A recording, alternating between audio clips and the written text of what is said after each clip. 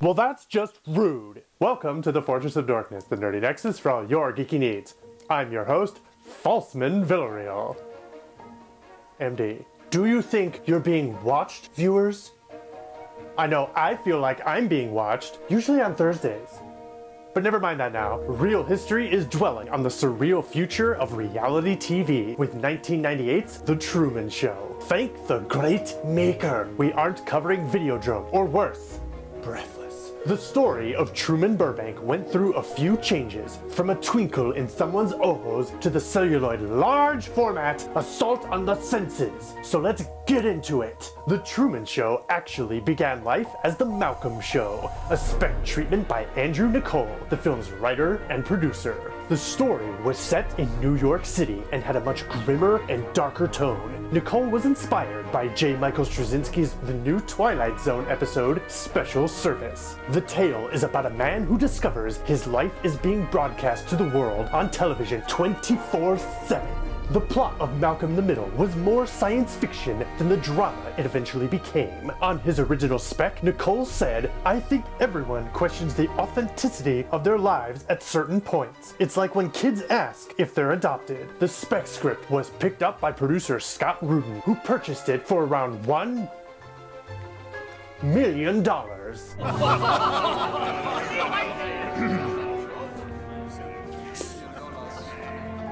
Sorry. Though Niccol was considered to direct himself, Paramount Pictures wanted a bigger name attached to the $60 to $80 million budget. Thus, Brian De Palma was considered at the time. Gary Oldman was being considered for the lead role. When negotiations with De Palma ended, I guess he obviously missed working with the boss, several other directors listed on screen were considered for the job. It was then, on Niccol and Rudin's recommendation, that Peter Weir was hired, making Bryan Singer a sad songstress. Hashtag sad singer trending. Anyone? Weir was blown away by the script. Ironic, considering he wouldn't have to study wind speeds until 2003's Master and Commander. But old Peter Weir-Rabbit was concerned about the metaphorical nature of the content would go over the heads of most moviegoers. Nothing goes over my head. My reflexes are too fast. I would catch it. He also had concerns about the dark nature of the film, concerns which Paramount shared. He said, where he had it depressing, I could make it light. It could convince audiences they could watch a show in this scope 24/7. They opted to rewrite the story in this new direction, and The Truman Show was born after 16 new plot drafts from Niccol.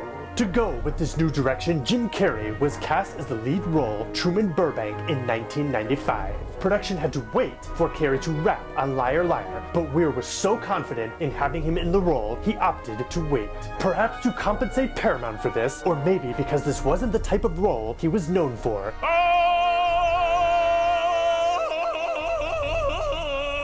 Carrey took a pay cut of $8 million less than his usual $20 million to be part of the film.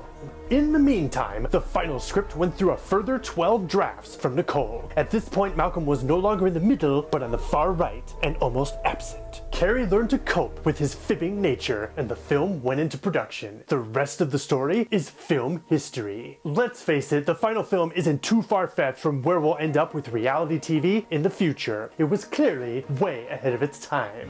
Every year, this part of our job gets easier. Between Facebook, Instagram, and Flickr, people are surveilling themselves. With many filters to choose from. We can only pray said future holds a token-esque reality. Hold up.